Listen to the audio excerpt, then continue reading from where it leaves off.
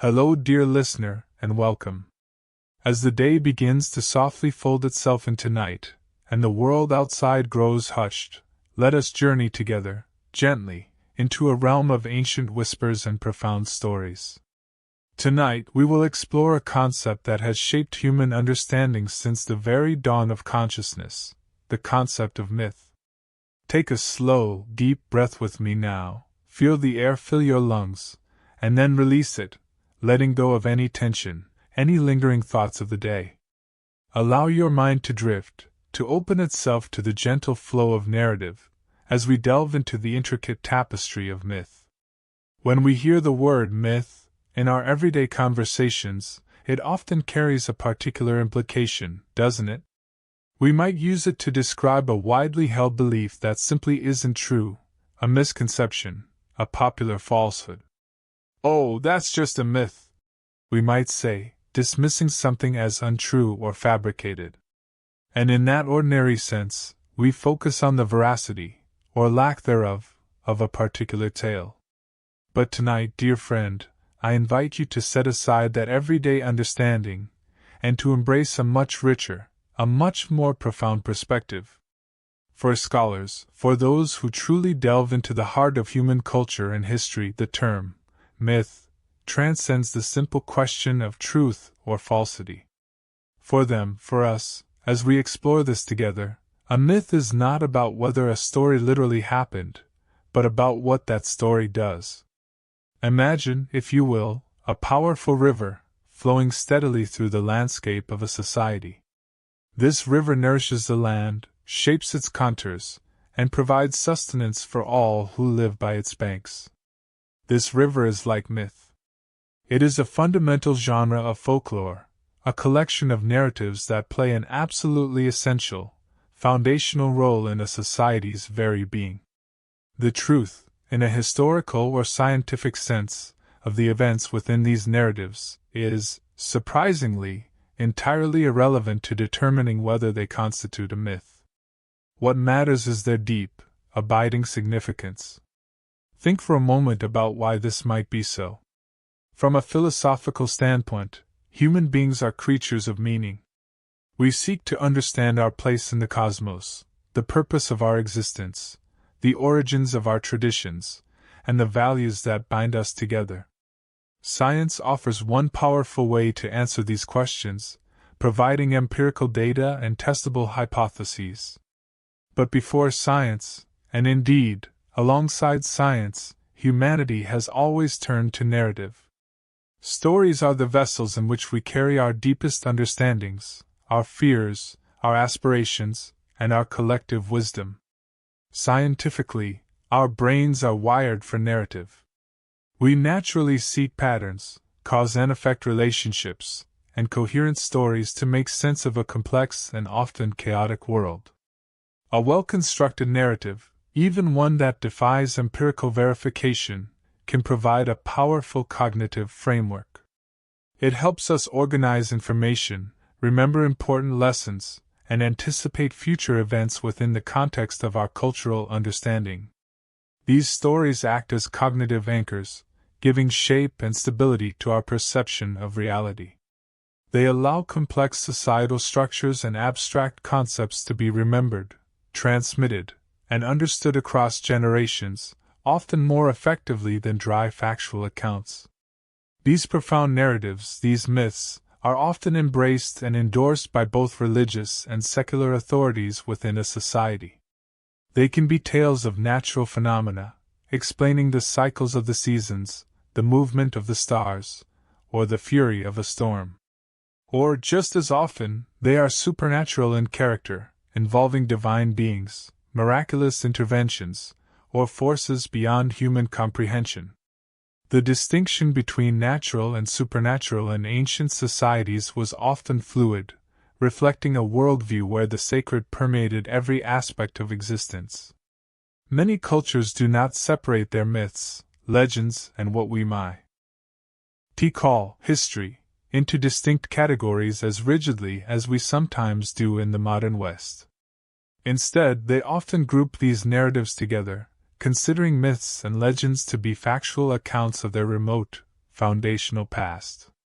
This past isn't merely a chronological sequence of events, it's a sacred time, a time when the world was being shaped, when the rules of existence were being laid down, a time when the actions of gods, heroes, and primordial beings set the stage for everything that followed. Let us contemplate a few specific types of these profound narratives, beginning with the most foundational, creation myths. These stories take us back to a primordial age, a time before time, when the world, as we know it, had not yet achieved its later, settled form. They speak of the void, the first breath, the emergence of light from darkness, the shaping of mountains and seas, the birth of all living things. Think of the sheer magnitude of the questions these myths seek to answer. Why is there something rather than nothing? Where did we come from? What is the fundamental nature of reality? These are not merely intellectual puzzles. They are existential longings, deeply embedded in the human psyche. Creation myths provide an overarching framework, a cosmic narrative that gives meaning to existence itself. They explain not just how the world began, but why it is the way it is, and what our place is within it. Philosophically, they address the ultimate questions of being and becoming.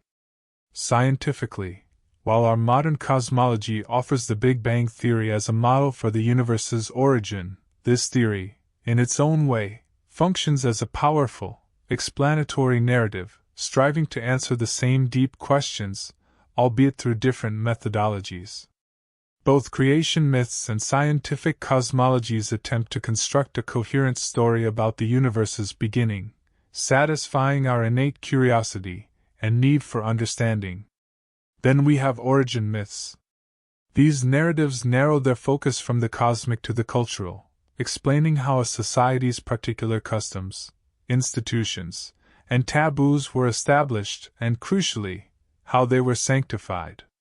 Why do we marry in this way? Why do we honor these ancestors? Why is this action forbidden? Origin myths provide the answers, rooting social norms and ethical codes in the actions of ancestors, deities, or primordial events. They transform arbitrary rules into sacred duties, providing a powerful sense of legitimacy and continuity. Imagine a society with a specific ritual for harvesting crops. An origin myth might tell of the first harvest, bestowed upon humanity by a benevolent deity, or taught by a wise culture hero, after a period of struggle or sacrifice. This story imbues the ritual with divine sanction, making it not just a practical act, but a sacred one, connecting the present community to a foundational past and ensuring its continued well-being. From a sociological perspective, origin myths are crucial for social cohesion, providing a shared understanding of collective identity and reinforcing the values that hold a community together. They act as cultural blueprints, passed down through generations. And as societies grow larger, encompassing vast populations and territories, we encounter national myths. These are narratives about a nation's past, often a heroic, idealized, or foundational past, that symbolize the nation's values, its struggles, its triumphs, and its destiny.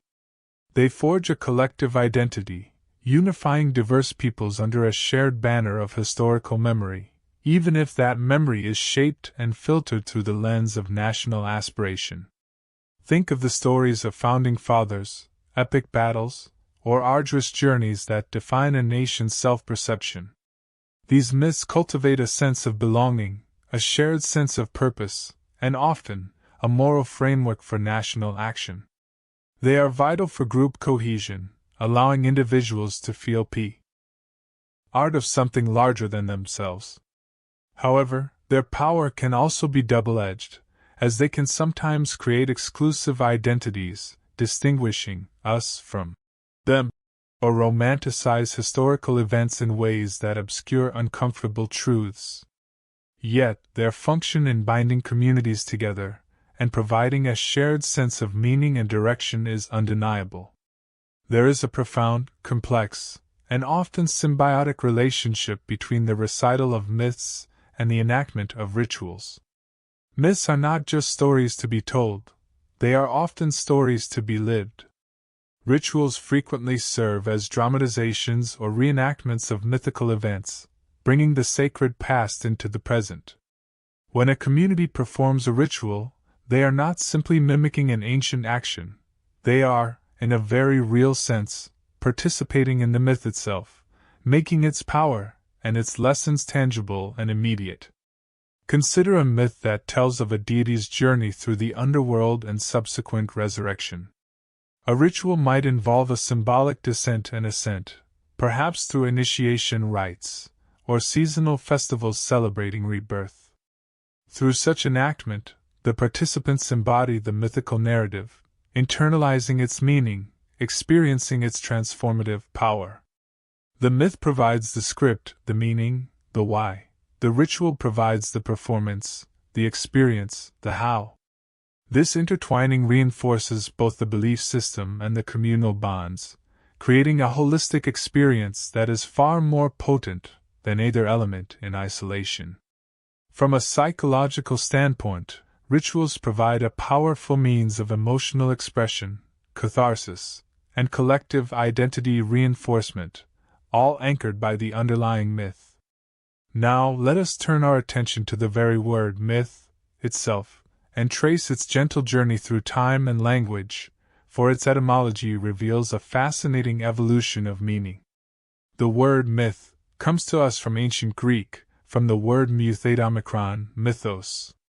In its earliest usage, mythos simply meant speech, narrative, or fiction, a spoken word, a story.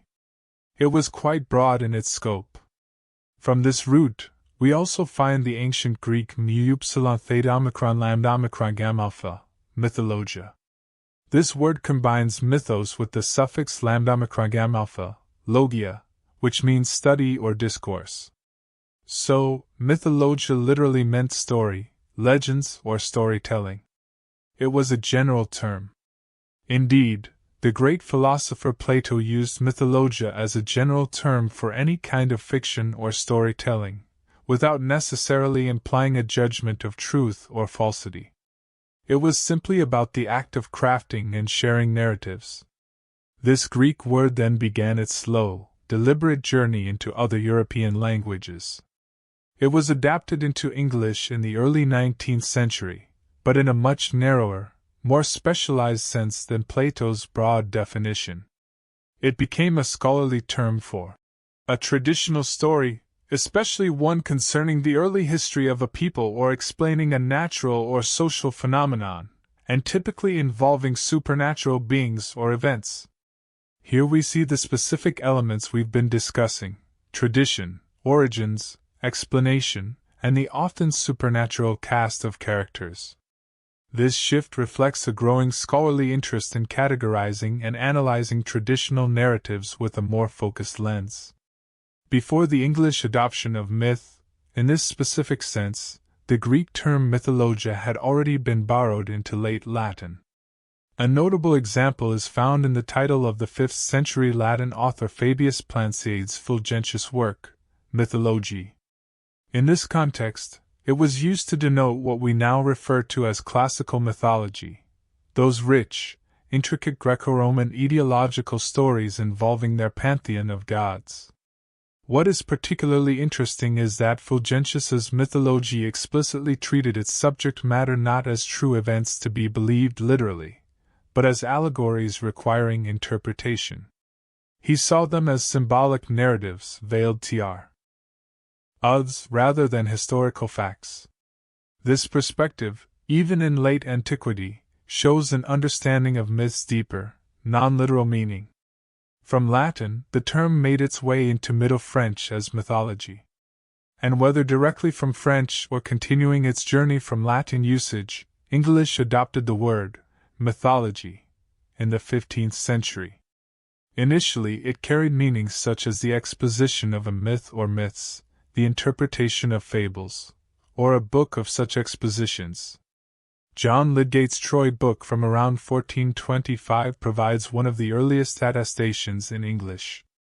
For a long period, from Lydgate's time until the 17th or 18th century, mythology largely meant a moral, a fable, an allegory, a parable, or a collection of traditional stories, but crucially, these were generally understood to be false.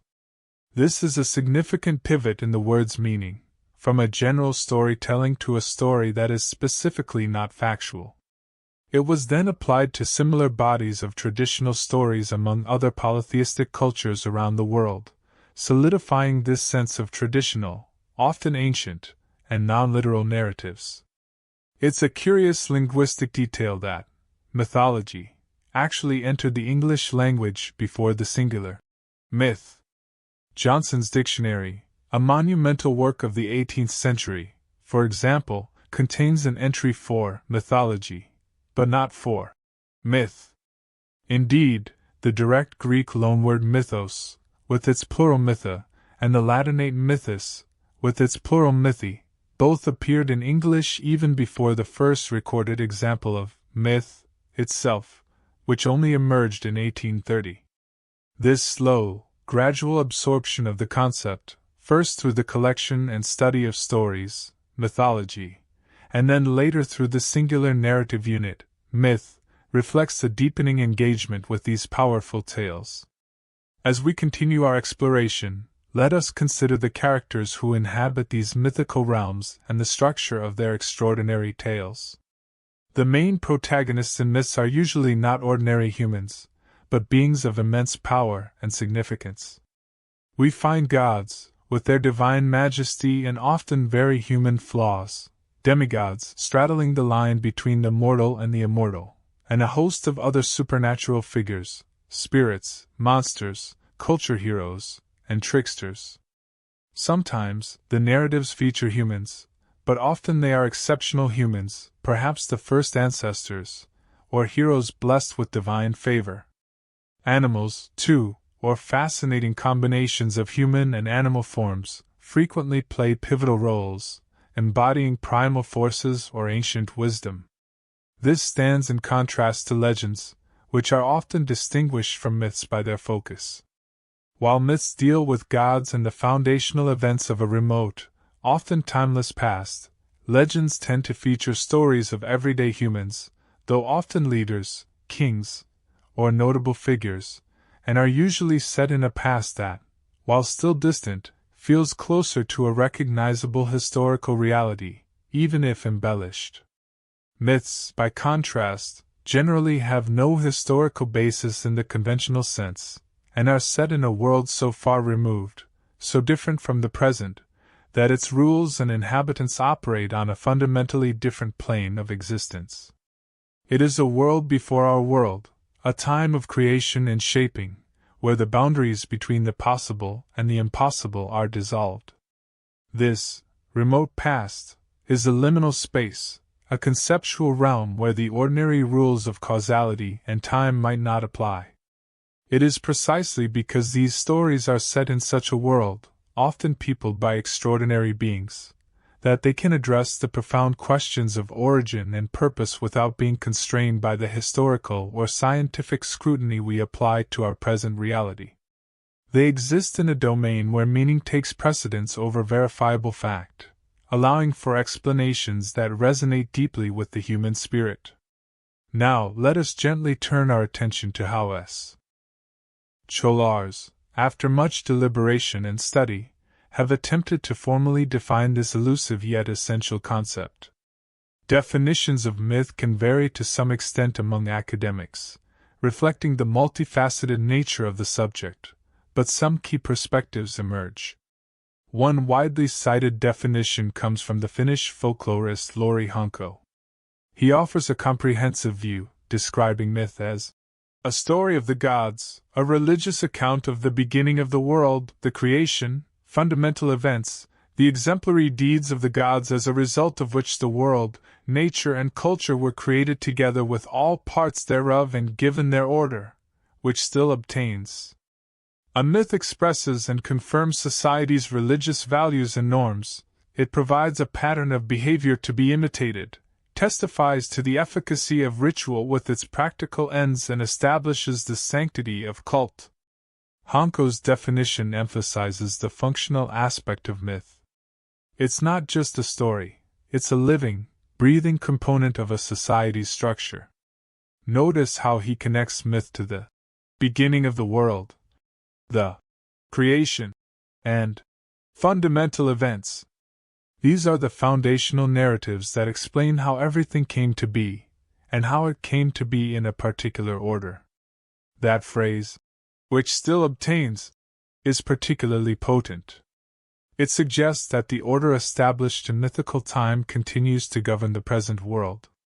The cosmic and social order we experience today is a direct consequence of those primordial acts.